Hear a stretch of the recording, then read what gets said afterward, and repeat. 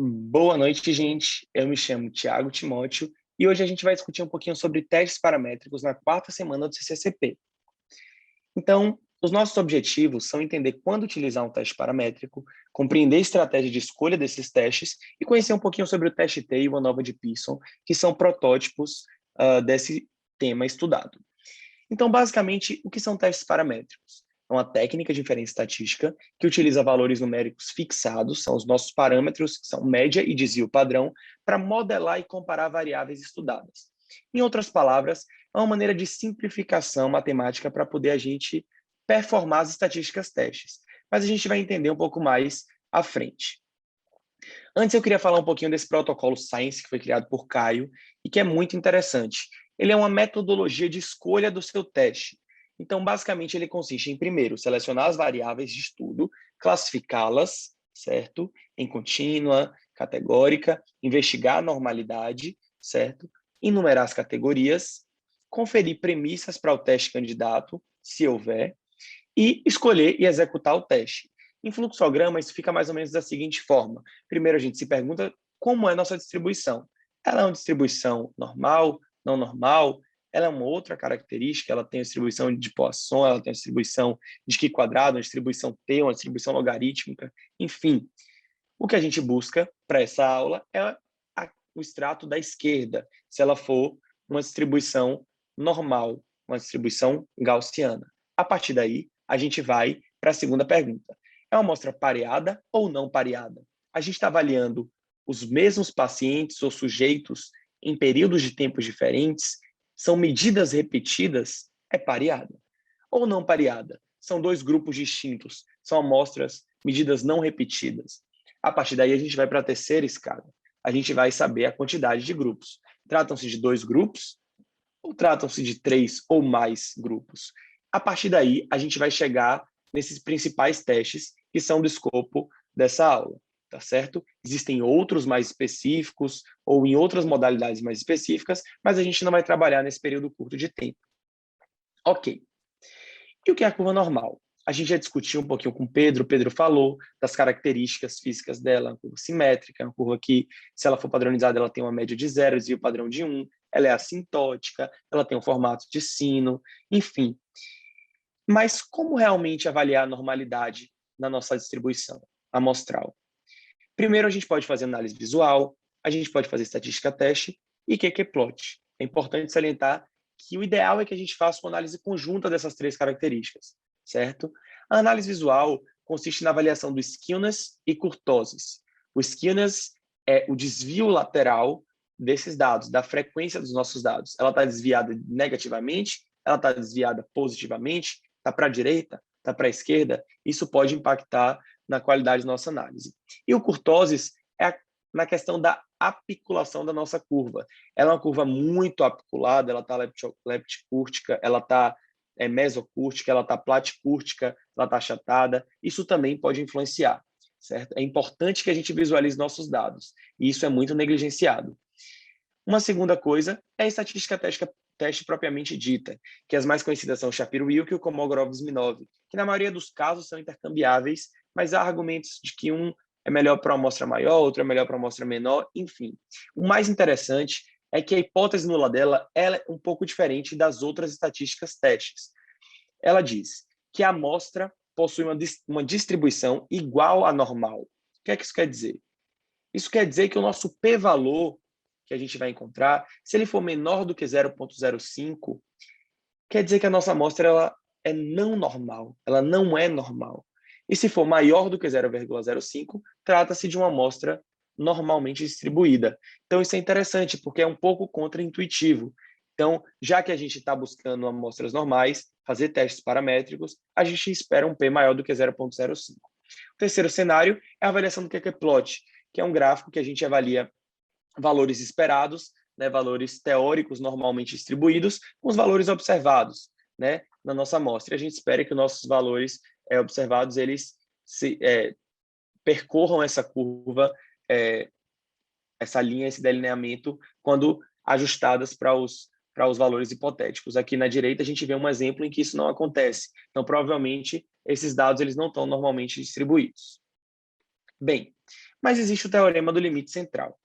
Esse teorema diz que, na medida em que a nossa amostra cresce, quando a gente tem um N grande, a distribuição das médias amostrais de uma variável tende a se comportar como uma curva normal. Isso é até bem estudado na estatística, bem aprofundado. E aqui a gente tem um exemplo na lateral. Se você tem uma moeda, você distribui a frequência dela. Se você tem duas, você já começa a ver ali um cenário melhor. Se você tem 5, se você tem 10, se você tem 50, se você tem 100, quanto mais dado você tem, quanto mais observações, mais próximo da normalidade. E isso é um argumento matemático para referendar de que em N's maiores que 30, em algumas referências maiores que 50, em outras maiores que 100, você pode utilizar um teste paramétrico, mesmo que aquelas outras metodologias de estatística teste, ela não te dê a garantia de que sua amostra é normalmente distribuída. Você não vai estar violando nada se seu N for grande. O que eu vejo na prática é que as pessoas preferem ser parcimonioso. E se encontram uma estatística teste muito, digamos assim, errática, né? Ele espera normal e vem não normal, eles preferem manter um teste não paramétrico, porque quando ele é bem utilizado, ele tem um poder relevante também. Então, para não ter problema com correção de artigo, de paper, eles preferem manter dessa forma. Mas, enfim, os outros pressupostos, eles são a amostra probabilística, que a gente já conversou, que é muito difícil da gente conseguir garantir isso. Normalmente, a gente vai por conveniência. Outra coisa, independência entre as observações. Então, as observações, elas não podem ser mutuamente excludentes. Então, a gente não pode ter um paciente que tem, ao mesmo tempo, AVC hemorrágico e AVC isquêmico dentro de uma análise de um estudo, né? Elas têm que ser independentes, têm que ser observações independentes. A distribuição normal e a homogeneidade de variância, que é um aspecto até mais importante quando a gente está avaliando grupos, comparando, observando grupos de tamanhos diferentes, porque a gente sabe que, a depender do N, a gente pode ter uma maior precisão desse desvio padrão, uma menor precisão, mas a gente espera que esses grupos eles sejam oriundos de uma mesma população. Então, a gente espera que essa variância, que esse desvio padrão dessa variável analisada, ela seja igual entre os grupos. Beleza. Vamos para um exemplo aqui rápido, para poder a gente entender mais ou menos como funciona. Então, o pesquisador deseja estudar se o score do NIH, que é um score de gravidade de AVC, ele foi maior na admissão de pacientes com AVC isquêmico ou de AVC hemorrágico. E, posteriormente, ele gostaria de comparar se o NIH médio foi significativamente menor antes ou depois que os pacientes com AVC isquêmico realizaram a trombólise. Então, são dois cenários que a gente tem aqui. Então, no primeiro cenário, a gente tem uma seleção de variáveis que é o NIH, certo? A característica dela, a classificação, é contínua. Ela é uma escala que pode ser delimitada como uma variável discreta, mas na prática, essa variável de score, ela é avaliada como uma variável contínua, certo? A gente tem uma distribuição que eu estou dizendo para vocês que é normal. A gente tem dois grupos, quando a gente enumera, que é o grupo do AVC isquêmico e o grupo do AVC hemorrágico. Se a gente for trabalhar com características específicas dos testes paramétricos, a gente tem uma homogeneidade de variância, também estou dizendo para vocês, e aí, a gente chega em qual teste? Eu estimo que talvez seja um teste T não pareado, mas vamos ver no fluxograma se essa nossa ideia ela converge. Beleza. Nesse segundo cenário, a gente tem uma comparação do NIH médio, se ele foi significativamente menor antes ou depois que realizaram a trombólise. Então, a gente tem o NIH como variável, a gente continua sendo contínua, continua sendo normal, continuam sendo duas, continua sendo homogêneo, e aqui eu botei um asterisco porque aparentemente se trata da mesma população, só que avaliada em períodos distintos, então é homogêneo, certo? E aqui será que é um teste pareado, um teste T pareado? Vamos ver. Quando a gente coloca aqui no nosso fluxograma, no nosso braço da esquerda do fluxograma, a gente tem uma amostra normal, que não é pareada, que são dois grupos. Teste T não pareado. E da esquerda, uma amostra que é pareada, né, antes e depois, com dois grupos. Então, trata-se de um teste T pareado. Então, viu como é simples? Na maioria das perguntas, em ensaio clínico, em estudos observacionais, a gente vai usar o teste T, a gente vai usar testes simples. E é fácil de você chegar neles, tá certo? Beleza. O teste T, que é o teste T de Student, né, que é o pseudônimo de Gosset, que é toda aquela história de uma senhora Tomachá, que eu adoro, ela avalia variável dependente e independente contínuas, certo? Ele exige que haja uma distribuição normal, mas o teste T ele é robusto para pequenas violações da normalidade. Então, se a gente tem pequeniníssimas violações, ele é um teste que matematicamente consegue superar isso. A gente precisa de observações independentes e uma amostra probabilística com todos os asteriscos que a gente pode falar e que já conversamos. Então, basicamente, como as outras estatísticas, a estatística teste ela utiliza um sinal, que seria a diferença entre as médias, e um barulho, né, que seria a variabilidade, e ainda considera o tamanho amostral. Então, a gente vê uma imagem aqui abaixo que consegue ilustrar um pouquinho para a gente isso. Então, se a gente tem duas médias que são próximas no cenário da esquerda e tem um desvio padrão um pouco menor, a gente fica na dúvida, pô, será que é fácil de avaliar essa diferença? Existe muita sobreposição, né, de dados. No segundo cenário, existe mais ainda, existe uma sobreposição enorme. No terceiro cenário, as médias elas já são um pouquinho mais diferentes.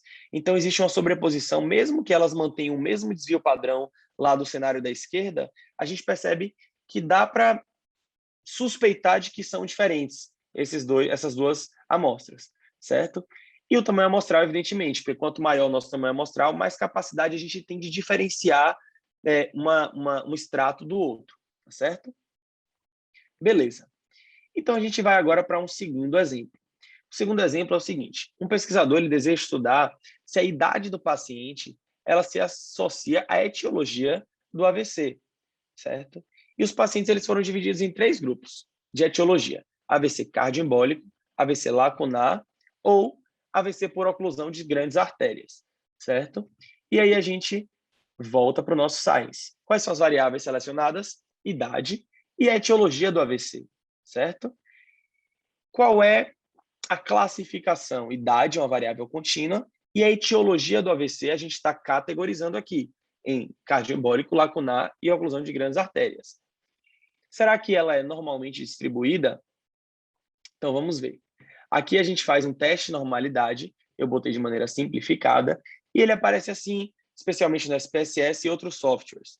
A gente aparece idade e aparece cardioembólico, lacunar e oclusão de grandes vasos, certo? Pelo teste de Kolmogorov-Smirnov e Shapiro-Wilk, eles convergiram. Todos estão acima de 0,05. Então, isso é um indício de que nossa amostra ela é normalmente distribuída.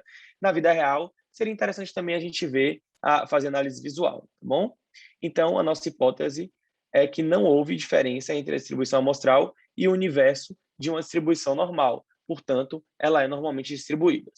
Enumerando as amostras, a gente tem 3, não é isso? Cardioembólico, lacunar ou oclusão de grandes artérias. Bem, quando a gente vai para o nosso fluxograma, a gente percebe o seguinte: temos uma amostra normal, temos uma avaliação não pareada, são grupos distintos. E quantos grupos são? 3. São mais do que 2. Então, a gente vai para uma nova. Para esse cenário, seria possível também fazer regressão linear, mas é um assunto todo específico que merece uma discussão separadamente, tá bom?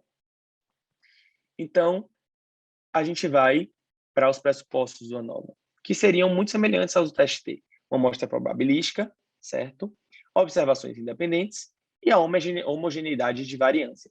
Que aqui a gente traz um teste que também pode ser utilizado para o teste T, que é o teste de Levine, certo? Que a gente também vai ver, caso o nosso P ele seja maior do que 0,05, a gente garante que a nossa amostra ela é homogênea, certo? E aqui a gente tem o valor da estatística teste, que tem toda uma performance matemática por trás, que não vale a pena a gente aprofundar nesse tipo de vídeo.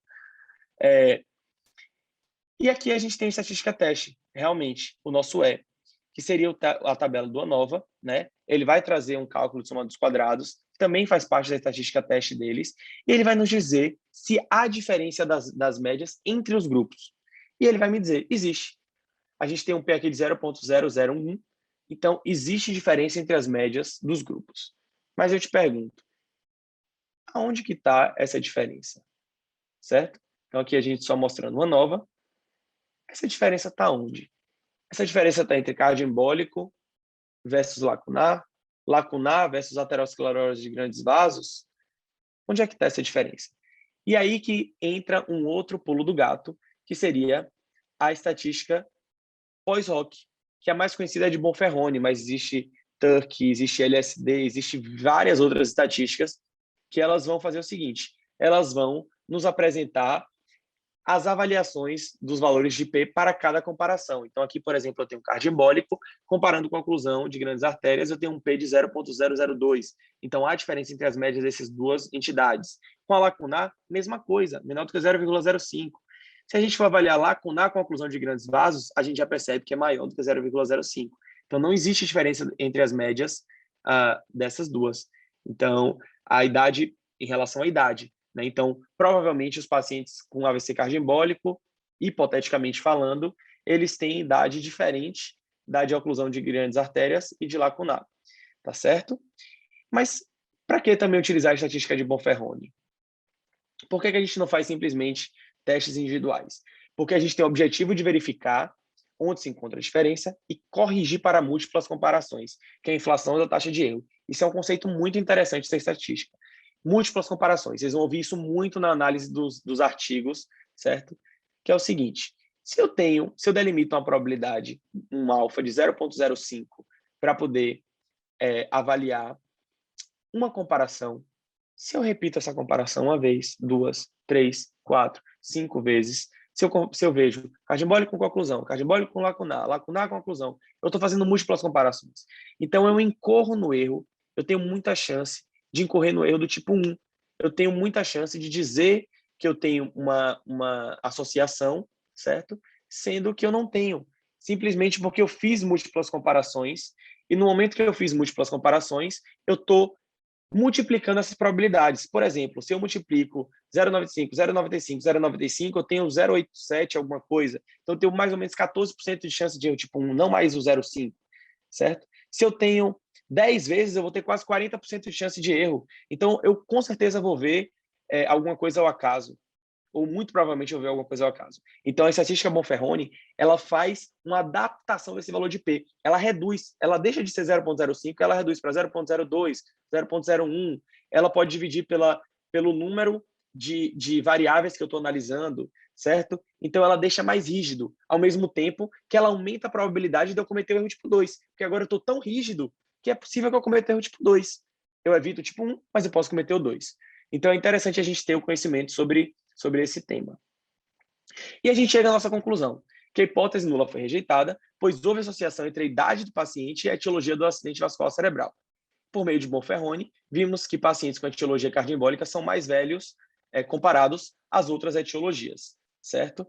Então, gente, isso aqui foi um escopo geral, essas aqui são as minhas referências, do que se trata testes paramétricos, e eu espero que a gente consiga discutir muito e muito mais, porque isso é um assunto sem fim, que é muito interessante na estatística. Então, agradeço. Tchau, tchau.